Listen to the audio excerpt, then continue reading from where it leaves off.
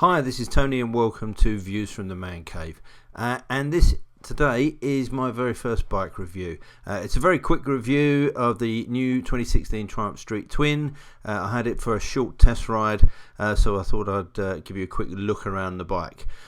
It's certainly a step up from the previous Bonnevilles in terms of the technical specification. This bike is now water cooled, it has ABS, it has traction control, which is something a little bit different to the previous ones, but it's been done very nicely by Triumph. As you can see there, the radiator at the front is quite unobtrusive. It actually looks like just a large oil cooler, and they've kept the fins on the engine to keep that traditional Bonneville look, when actually it wasn't really a necessary part of the design.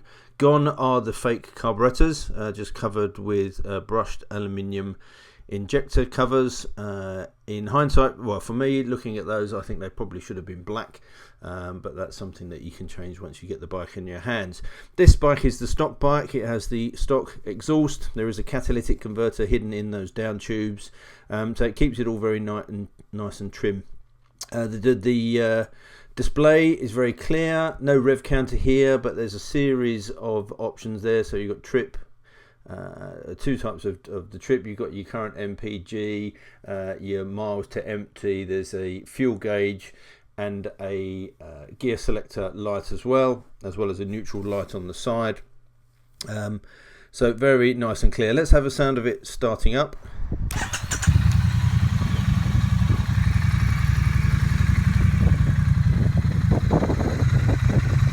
Sounds pretty nice for a stock exhaust. There is a Vance & Hines option that you can put on there. There's various kits that are available, inspiration kits that you can add on to change the look of this bike, but I think stock out the factory, it looks pretty neat.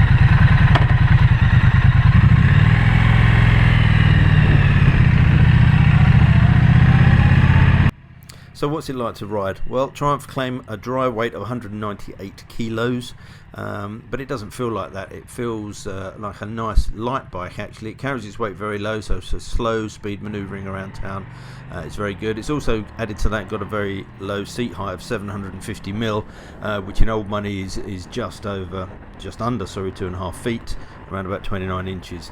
The slip assist clutch is very nice. It's very light. 1 or 2 finger operation from that, and the brakes as well seem to be very good.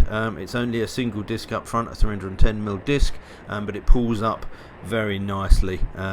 It had obviously new tyres on this. It was a demo bike, so I didn't push it too hard. Didn't bring the ABS into action on the rides, but it was very good. Rear suspension may be a little firm, but I hadn't played with the settings, and it has a non-adjustable front fork up front as well. Fly-by-wire throttle, very responsive, no holding back that, and the 270-degree crank puts out a really nice engine note. Very, very enjoyable to ride, that 900cc engine.